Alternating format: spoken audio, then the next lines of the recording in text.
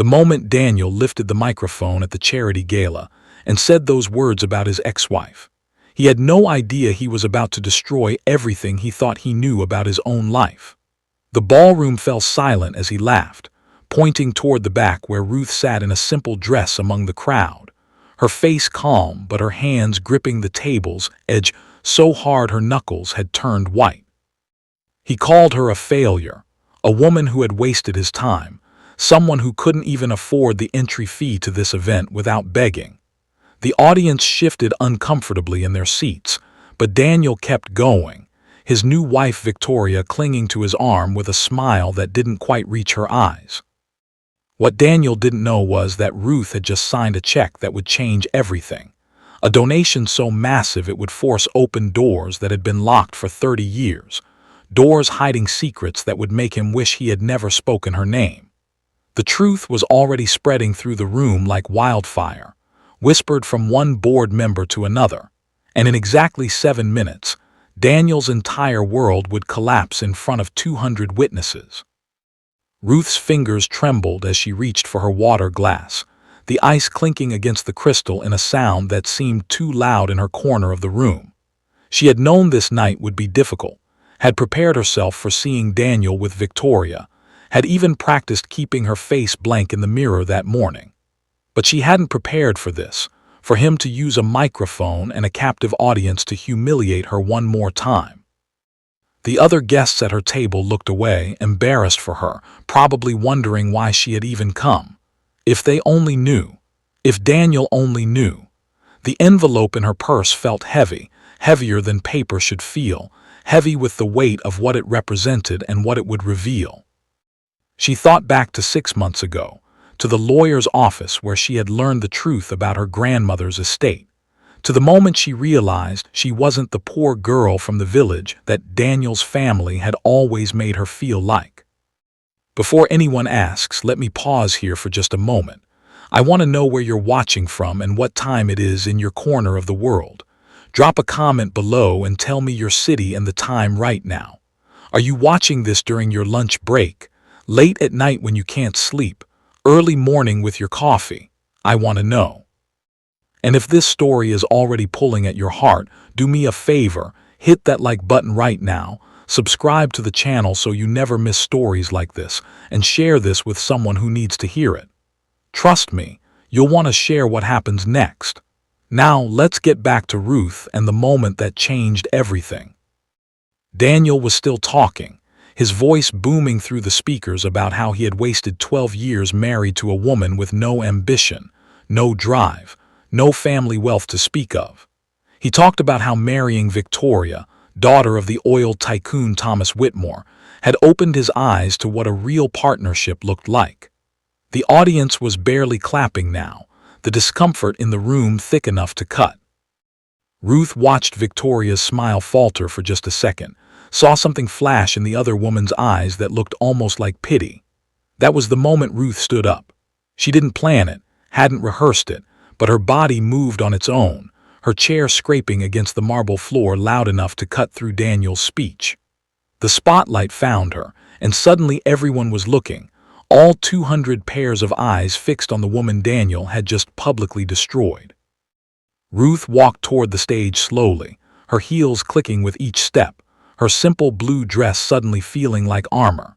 She had bought it from a thrift store 3 years ago when she and Daniel were still married, and money was always tight, or so he had always told her. He had complained about every purchase she made, every small expense, telling her they needed to save, needed to be careful, that his salary as a junior partner at his father's law firm could only stretch so far. She had believed him, had made their meals from scratch, had sewn patches on his work shirts, had walked instead of taking taxis. And all the while, Daniel had been hiding money, spending it on hotels with Victoria, buying her gifts, planning his escape from their marriage. Ruth had found out about the affair when she saw the credit card statement he had forgotten to hide, the one that showed dinner at the restaurant where they had gotten engaged, except she hadn't been the one sitting across from him that night.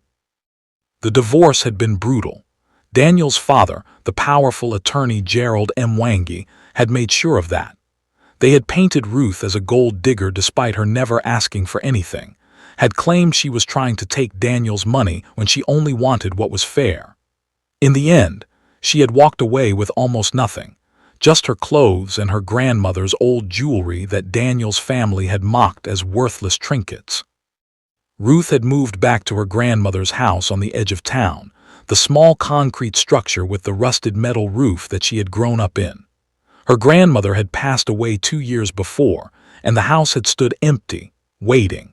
Ruth had cried for weeks in that house, mourning her marriage, mourning the future she thought she would have, feeling like the failure Daniel had always implied she was.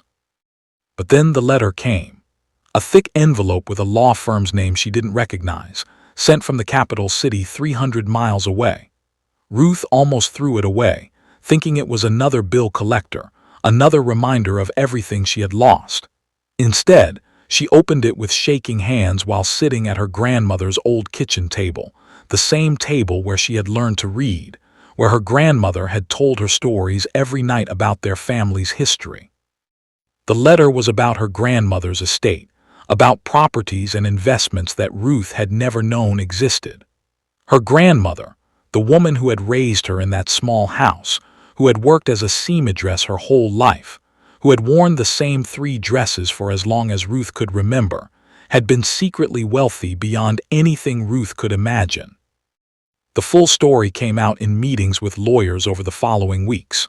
Ruth's grandmother had inherited land from her own mother, land that had been in their family for generations, land that nobody thought was worth anything because it was far from the city in a region people had forgotten about. But 10 years ago, a mining company had discovered deposits beneath that land, valuable minerals that countries around the world needed. Her grandmother had negotiated carefully, quietly, had sold some parcels and leased others, had invested the money wisely with the help of lawyers in the capital who nobody in the village knew about. She had lived simply on purpose, not wanting to draw attention, not wanting fortune hunters and false friends, not wanting Ruth to grow up spoiled and soft. She had planned to tell Ruth everything on her 25th birthday, had left instructions with the lawyers, but she had died 6 months before that day came. The estate was worth over $200 million. Ruth had stared at the number on the paper, certain there was a mistake, that they had added too many zeros. But it was real. The land, the investments, the carefully managed accounts, all of it now belonged to Ruth. The lawyers explained that her grandmother had left specific instructions about the money. Most of it should stay invested, growing for Ruth's future and for her children's future. But a portion, $20 million, was set aside for Ruth to use however she saw fit, to live on, to build her life, to make her dreams real. Her grandmother had left a letter too, written in her shaky handwriting, telling Ruth to be wise, to be kind, to remember where she came from, and to never let money change her heart. Ruth had kept the inheritance secret. She didn't tell anyone, not her few remaining friends, not the neighbors who had whispered about her divorce, not even the cousin who had been kind to her during the hardest days. She kept living in her grandmother's house, kept working her job at the bookstore, kept dressing simply and eating modestly. She watched and waited, trying to understand who she was now, trying to figure out what to do with this sudden, overwhelming wealth. And she thought about Daniel, about the cruelty he had shown her, about the lies he had told. She could have exposed him then, could have showed up at his office in an expensive car, could have rubbed his face in his mistake. But that wasn't who she was, that wasn't how her grandmother had raised her. Instead, Ruth started planning something bigger. She researched charities and causes, looking for places where her money could actually change lives.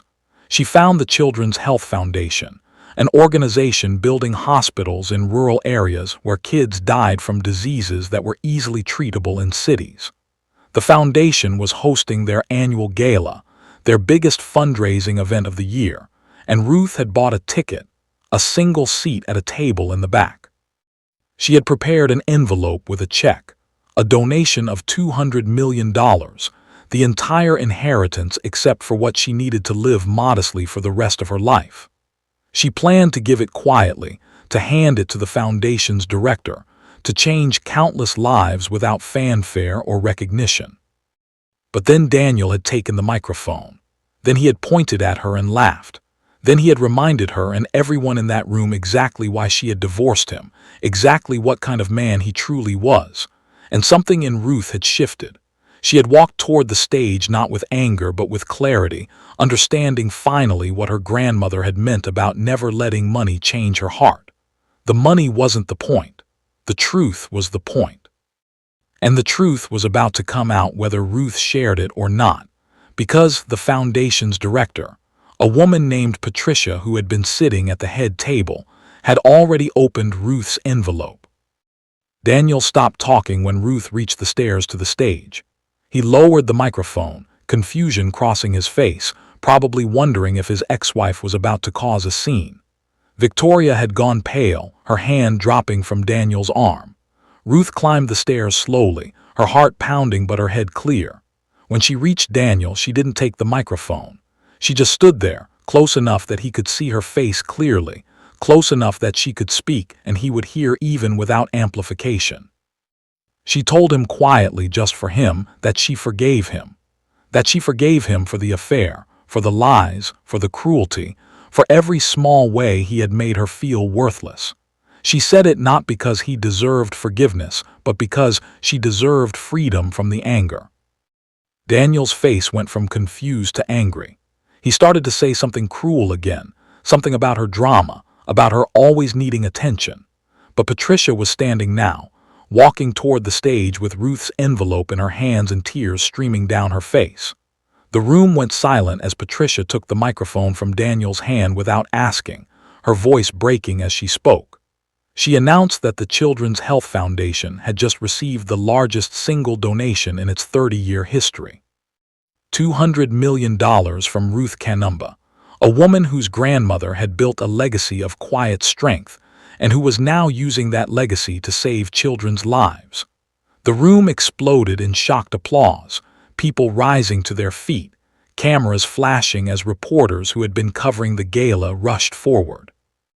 Daniel stood frozen, his mouth open, his face cycling through expressions too fast to read. Ruth watched him process it, saw the moment he understood what had just happened, what he had just done. He had publicly mocked a woman who had just become one of the most significant philanthropists in the country. He had called her a failure in front of the very people who would now be praising her name. But there was more, something Ruth didn't even know yet, something that was about to make this night even more devastating for Daniel.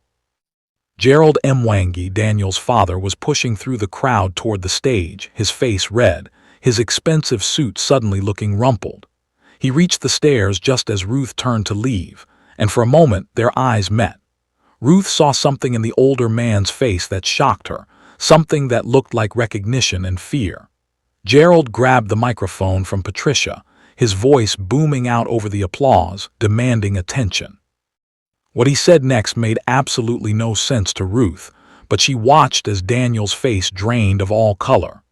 Gerald announced that there had been a terrible mistake, a confusion of identities, a mix-up that the family had only just discovered. He was speaking too fast, stumbling over words, clearly making things worse with every sentence. Patricia, still standing on stage, interrupted him. She had been on the foundation's board for 15 years, and in that time she had learned things about the wealthy families who funded their work, had access to records and histories that most people never saw. She took the microphone back from Gerald and spoke clearly, her voice steady despite the chaos. She explained that when Ruth's donation had come through earlier that day, the foundation had done their standard background check, verification of funds, confirmation of identity. And in that process, they had discovered something that had been hidden for 3 decades, something that connected Ruth's family to Daniel's family in a way that nobody, not even Ruth, had suspected. Ruth's grandmother and Gerald Mwangi had been married, not to each other but to the same man, Ruth's grandfather, who had kept 2 families in 2 different cities for over 20 years. Gerald had known. He had found out 15 years ago when Ruth's grandfather died and the will was read.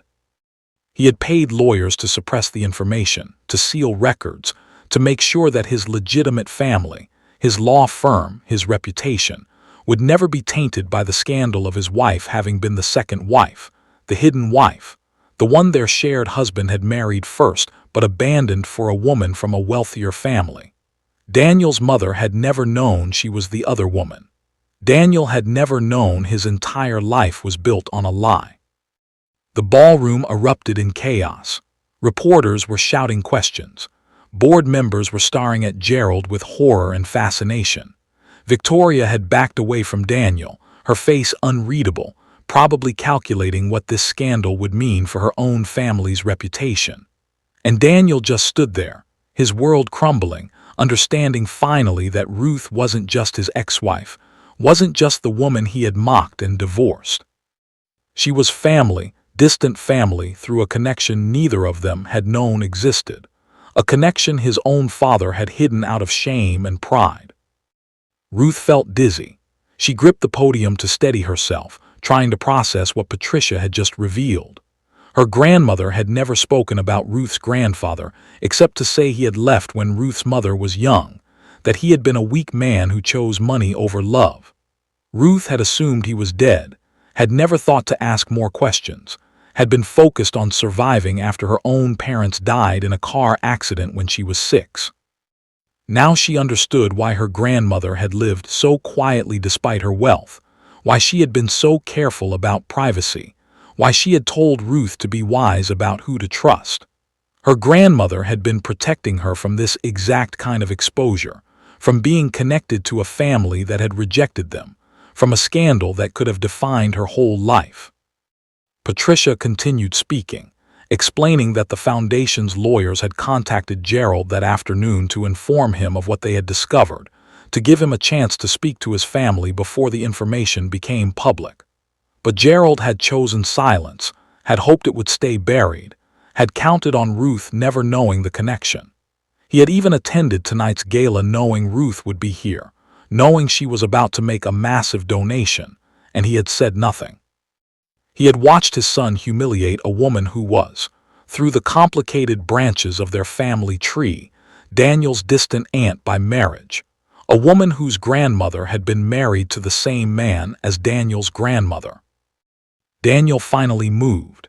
He turned to his father, and Ruth saw something break in his face, saw the little boy who had believed his father was a good man, who had modeled himself after Gerald's success and ruthlessness, who had learned from his father that appearances mattered more than truth. Daniel's voice was barely a whisper, but the microphone caught it. He asked his father if it was true. Gerald didn't answer, just looked away, his silence confirming everything. Daniel stumbled backward, bumping into Victoria, who stepped aside to let him pass. He walked off the stage and through the crowd, people parting for him, watching him leave with the same mixture of pity and fascination that they had watched Ruth with earlier. Ruth stood alone on the stage, Patricia beside her, the weight of revelation settling over the entire ballroom. She thought about her grandmother, about the secrets she had carried, about the dignity she had maintained despite being abandoned and hidden. She thought about her own marriage to Daniel, about how she had loved him truly while he had seen her as temporary, as someone beneath him, never knowing they shared this strange, painful connection through their grandparents' choices. And she thought about the $200 million she had just given away, money that could have bought her revenge, could have been used to hurt Daniel the way he had hurt her, but instead would save children who had nothing to do with any of this mess. Patricia asked Ruth quietly if she wanted to leave, if this was too much, if she needed a moment. Ruth shook her head. She took the microphone one more time and spoke to the room, her voice stronger than she expected. She said that her grandmother had taught her that family was complicated, that people made mistakes, that the sins of one generation shouldn't poison the next. She said that she had given this donation not because of who her grandmother was, not because of any family connection or hidden history, but because children deserved to live, deserved health care, deserved a chance at a future regardless of what their parents or grandparents had done. She said that she hoped her donation would be the beginning of healing, not just for the children it would help, but for everyone in that room who was carrying secrets and shame, and the weight of their family's choices. The applause that followed was different from before, softer, more genuine, tinged with emotion that went beyond congratulations. People were crying, not just Patricia but others too, moved by Ruth's grace, by her ability to stand in the wreckage of her family's hidden history and still choose kindness. Ruth stepped down from the stage and walked back to her table, ignoring the reporters trying to ask her questions, ignoring the stares and whispers. She sat down, picked up her water glass, and took a long drink, her hands still trembling but her heart somehow lighter than it had been in months. Victoria appeared at Ruth's table a few minutes later. She sat down without asking, her designer dress rustling, her makeup perfect except for the slight smudge under one eye where she had wiped away a tear. She told Ruth that she was leaving Daniel, that she couldn't be with a man who would publicly humiliate someone, that she had been having doubts about the marriage for weeks, but tonight had made everything clear. Ruth felt a flash of something that might have been satisfaction, but mostly was just sadness. She told Victoria she was sorry, and she meant it. Victoria laughed, a bitter sound, and said sorry was for people who had done something wrong. She said Ruth had done nothing but survive a man who didn't deserve her, and now the whole world knew it. The gala continued around them, but Ruth felt separate from it, like she was watching from a distance. She saw Gerald leave through a side door, his shoulders slumped, his phone pressed to his ear, probably calling lawyers or his wife or trying to figure out how to contain the damage. She saw board members clustered in groups, talking urgently, already planning how to handle the scandal. She saw the foundation staff looking at her with gratitude and awe, probably already imagining the hospitals they could build, the children they could save with her donation. And she felt her grandmother's presence somehow, felt like the old woman was there in the room, watching, approving, telling Ruth that she had done well. Ruth left before the speeches ended, before the dessert course, before anyone else could approach her with questions or congratulations or pity. She walked out into the night air, the city sounds surrounding her, the lights of buildings stretching up toward the dark sky. Her grandmother's house was waiting for her, that small concrete structure with its memories and its peace. Ruth had planned to sell it eventually, to buy something bigger, something that fit her new wealth.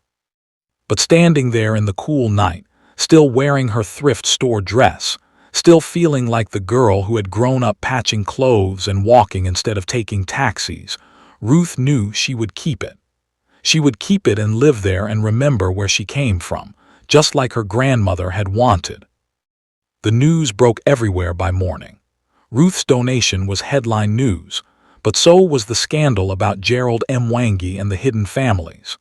Reporters dug into the story, finding records that Gerald had tried to seal, interviewing people who had known both of Ruth's grandparents, piecing together a timeline of deception that had lasted decades.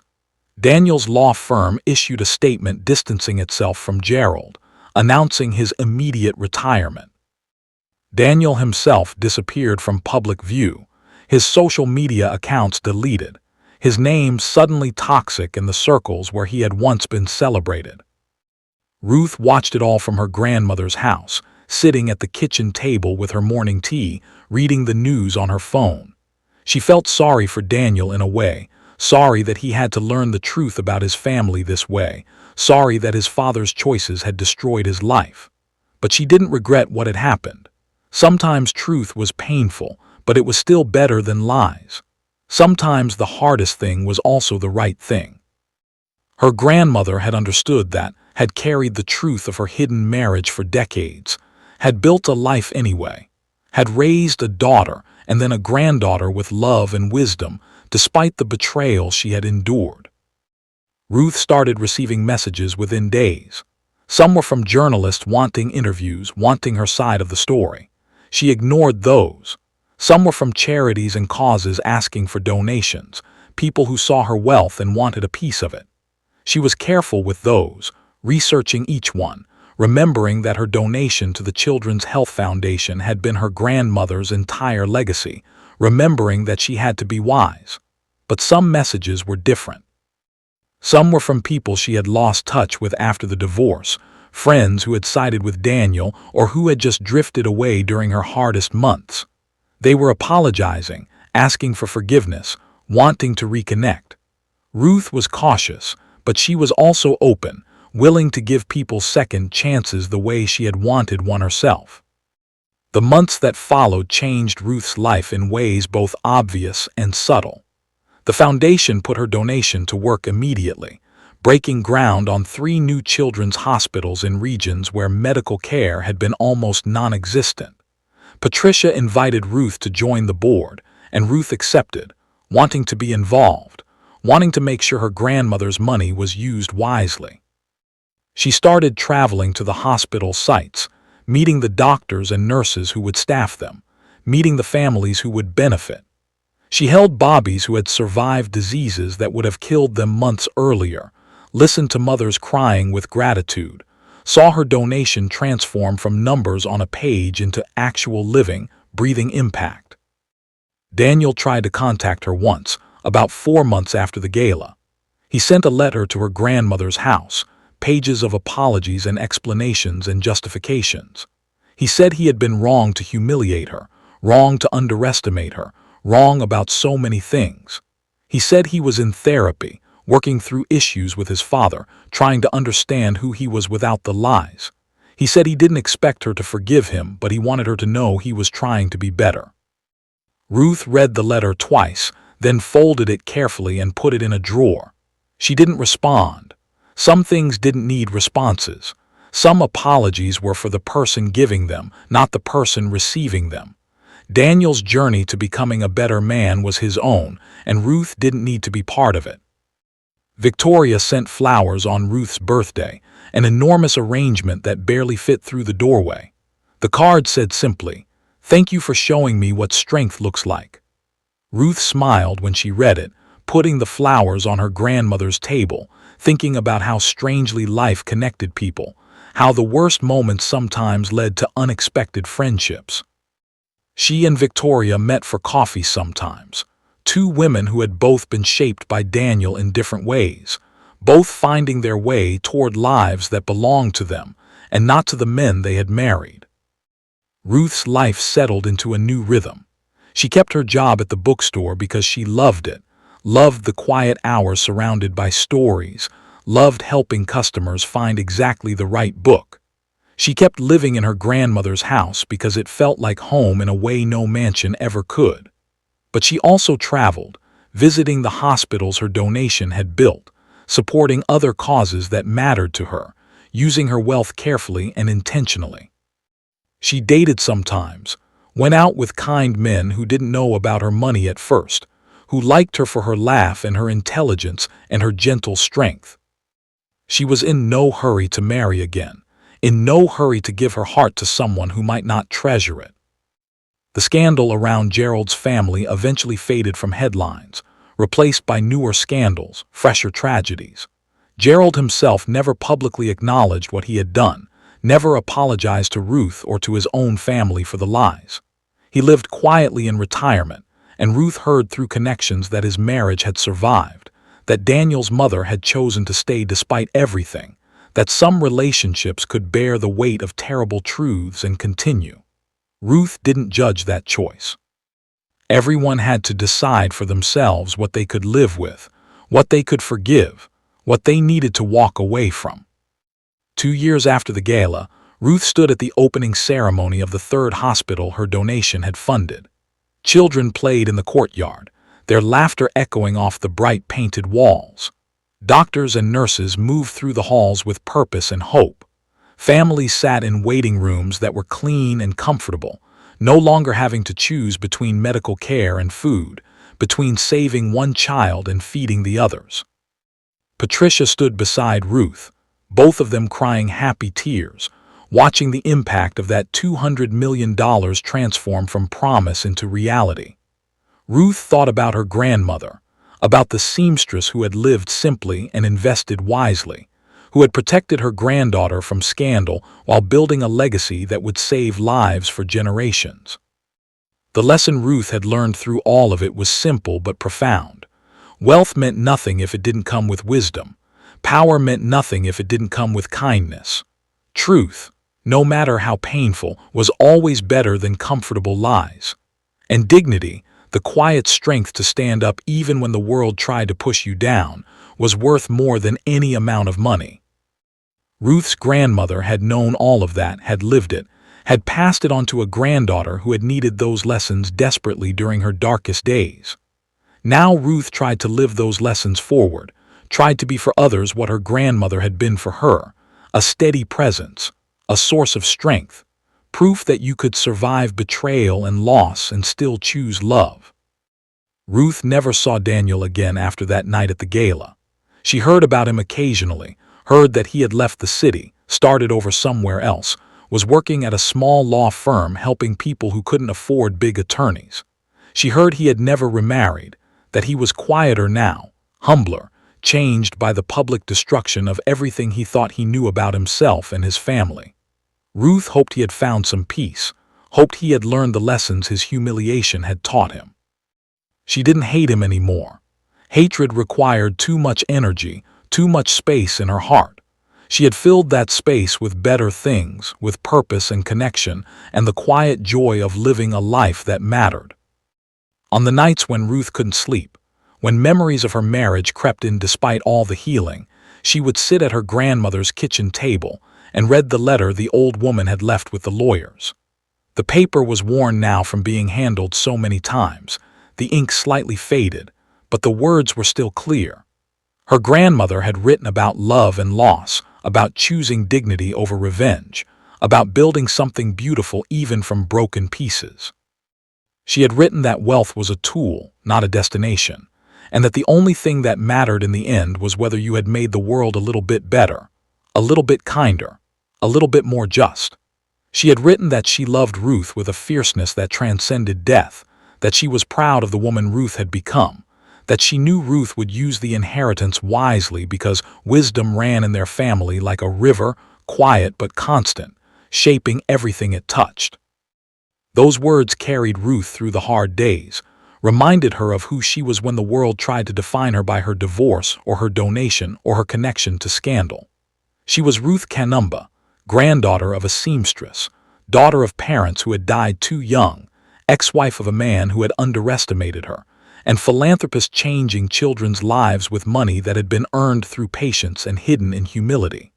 She was all of those things and none of those things. She was simply herself, learning to live with grace, learning to love with wisdom, learning that the truest wealth was having a purpose that extended beyond your own life into the lives of people you would never meet but whose futures you could help shape. The story of that night at the gala became legend in certain circles. People talked about the woman who had been mocked on stage only to reveal she had more money than everyone in the room combined. They talked about the scandal that had brought down a powerful family. They talked about karma and justice and the universe balancing its scales. But Ruth knew the truth was more complicated than any legend. It wasn't about karma or revenge or even justice. It was about a woman who had suffered in silence for decades building a legacy for her granddaughter. It was about that granddaughter choosing to honor that legacy by giving it away to save children. It was about secrets revealed and families fractured, and the long, hard work of healing that came after the headlines faded. Ruth sometimes wondered what would have happened if Daniel had never taken that microphone, if he had let her give her donation quietly, if the foundation's background check had been less thorough, or if Gerald's cover-up had been more complete. Would she have ever learned about her grandfather's double life? Would the truth have stayed buried forever? Would Daniel have gone on mocking her at dinner parties, telling their story as a cautionary tale about marrying beneath your station? She thought she was grateful it had happened the way it did, grateful for the painful revelation, grateful that the truth had come out even though it had destroyed so much. The truth had also freed her, had given her permission to fully step into her grandmother's legacy without the weight of unknown secrets pulling at her. The most unexpected blessing came from the children at the hospitals. Ruth visited often, walking through the wards, reading stories to kids who were recovering from surgeries, holding Bobbies whose mothers needed a moment to rest. The children didn't know who she was, didn't care about her donation or her scandal or her past. They just knew her as the kind lady who came to read stories, who remembered their names, who brought small toys and treats. In their eyes, Ruth saw herself reflected as simply good, simply present, simply someone who cared. That simple reflection healed something in her that she hadn't realized was still broken, some piece of her self-worth that Daniel's cruelty had damaged. 3 years after the gala, Ruth met someone. His name was James, and he was a teacher at one of the schools near the new hospital. He was gentle and funny and had no idea who Ruth was when they first met, thought she was just another volunteer, liked her before he knew about the money.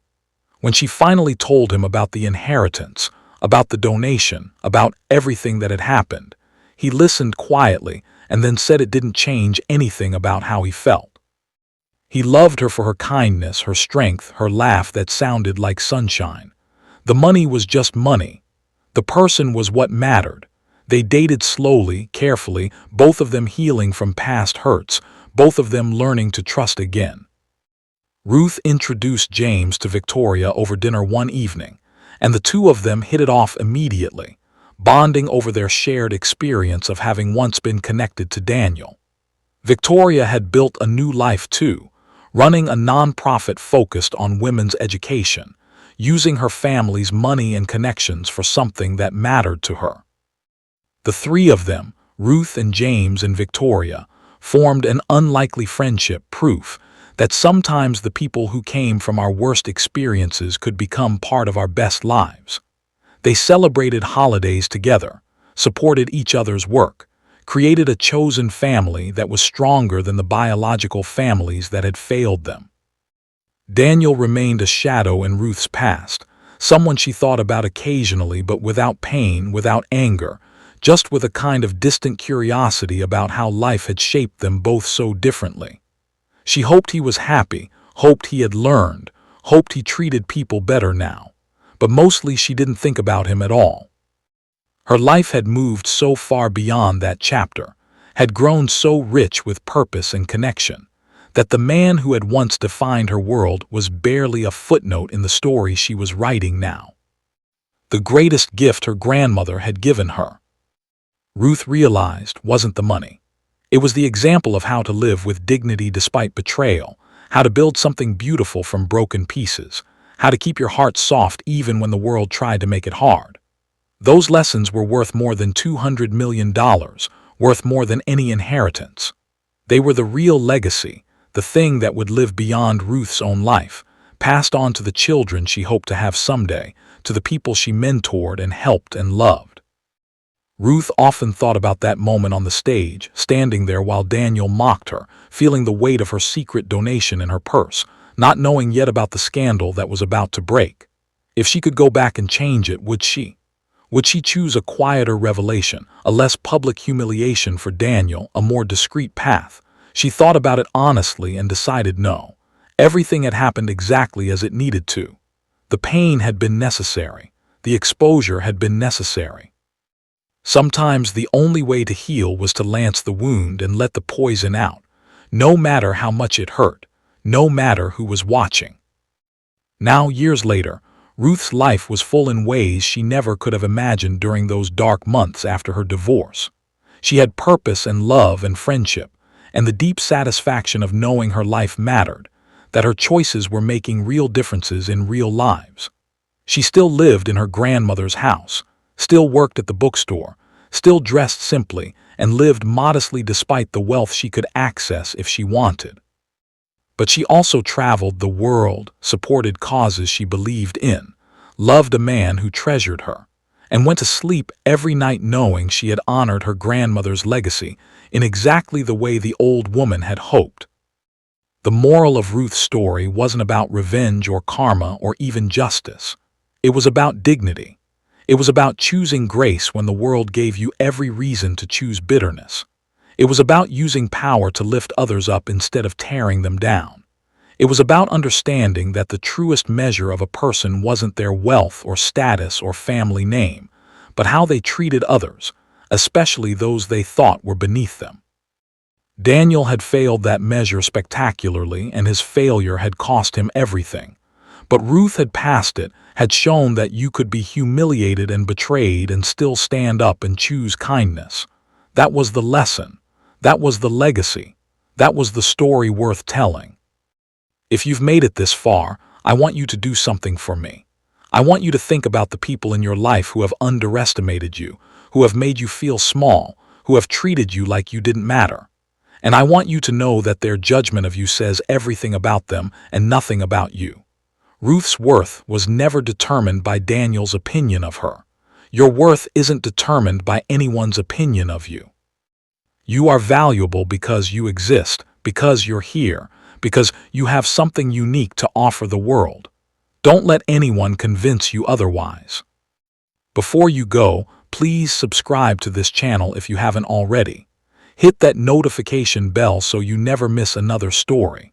Share this video with someone who needs to hear it, someone who's been underestimated, someone who's trying to find their way after betrayal.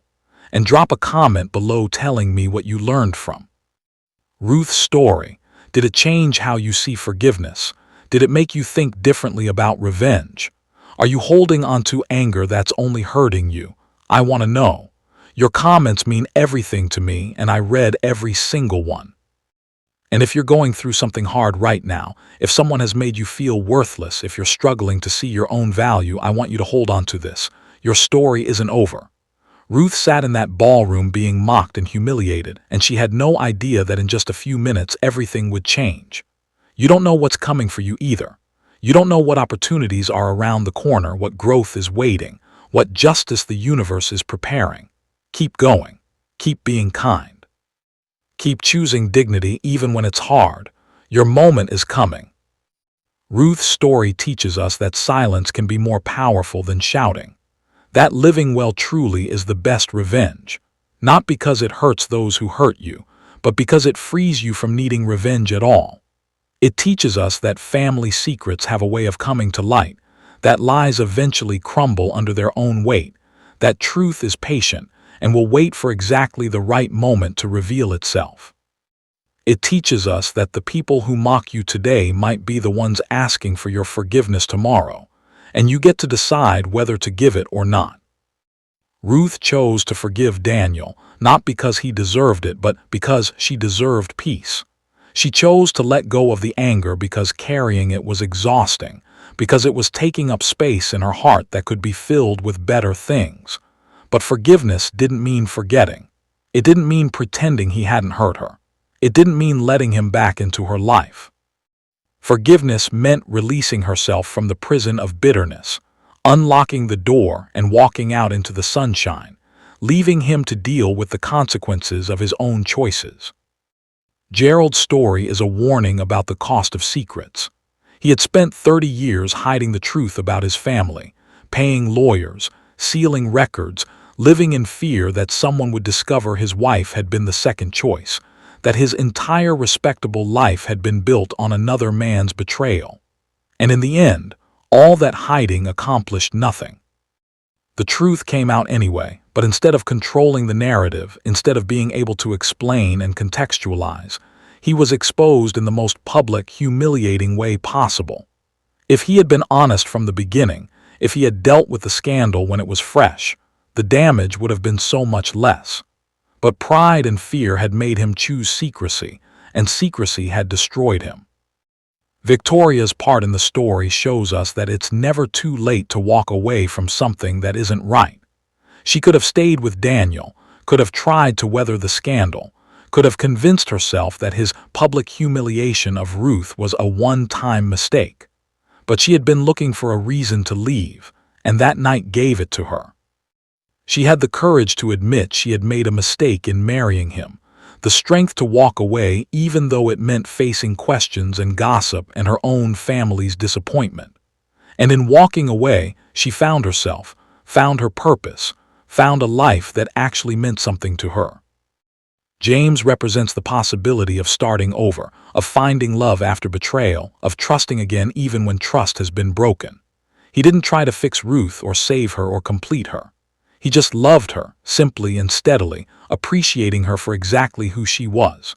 Their relationship worked because both of them had done the hard work of healing before they met, had learned to be whole people on their own, had figured out what they needed and what they could offer. They didn't need each other. They chose each other, and that choice, made freely and consciously, was the foundation of something real. The children in the hospitals are the purest outcome of Ruth's choice. They will never know the scandal that funded their care, will never understand the complicated family histories and betrayals that led to their healing. They just know that they got medicine when they were sick, that doctors were there when they needed help, that they survived because someone they never met decided to give away a fortune. That's the legacy Ruth wanted, not gratitude or recognition, just lives saved and futures made possible. Those children will grow up and have children of their own, and the ripple effect of Ruth's donation will extend far beyond anything she can measure or predict. Ruth's grandmother is the true hero of this story, the woman who endured abandonment and built a fortune anyway, who lived simply despite her wealth, who protected her granddaughter while preparing her for a legacy that would test her character. She understood that money could corrupt or clarify, could make you small or help you become great, depending on your character. So she raised Ruth with strong values first, made sure her granddaughter knew who she was before revealing what she had. That wisdom, that patience, that faith in Ruth's goodness made all the difference. The story also teaches us about the danger of judging people by appearances. Daniel looked at Ruth's simple clothes and modest lifestyle and assumed she was poor, assumed she had nothing, assumed he had won their divorce by trading up to a wealthier woman. He never questioned his assumptions, never wondered if there might be more to her story. His arrogance blinded him to the truth, and that blindness led directly to his downfall. If he had treated Ruth with basic respect, if he had divorced her quietly and moved on with grace, his father's secret might have stayed buried. But his cruelty drew attention, and attention revealed everything. There's a deeper lesson here about how we treat people when we think no one important is watching, when we think there are no consequences, when we think someone is beneath us. Daniel thought he could mock Ruth publicly because she had no power, no money, no status to threaten him with. He thought wrong. But even if she had truly been poor, even if she had never inherited anything, his behavior would still have been wrong. How you treat people when you think they can't hurt you reveals your true character. Daniel failed that test spectacularly. Ruth passed the same test in reverse. When she gained power and wealth, she could have used it to destroy Daniel, could have exposed his affair during the marriage, could have bought his father's law firm just to fire him, could have made his life miserable in countless ways. She had the resources to do real damage, but she chose not to. She chose to use her power for good, to help children, to build something positive. That choice, made when she had every reason to choose revenge, showed her true character. She was who her grandmother hoped she would be. The Foundation's role in the story reminds us that institutions can be forces for good when they're run with integrity. Patricia could have quietly accepted Ruth's donation without doing a background check, could have avoided the scandal entirely. But the Foundation had policies about verifying donors, about understanding where money came from, and Patricia followed those policies even though she knew the truth would be explosive. That integrity, that commitment to doing things right even when it would be easier not to, meant that the truth came out, and Ruth learned about her family history. Sometimes the hard right thing is better than the easy wrong thing. The public nature of Daniel's humiliation is important too. He mocked Ruth publicly, in front of 200 people, using a microphone and a spotlight, making sure everyone saw her shame. And his own downfall happened just as publicly, in the same room, in front of the same people. There's a symmetry to it that feels like justice, like the universe balancing its scales. But Ruth didn't orchestrate that.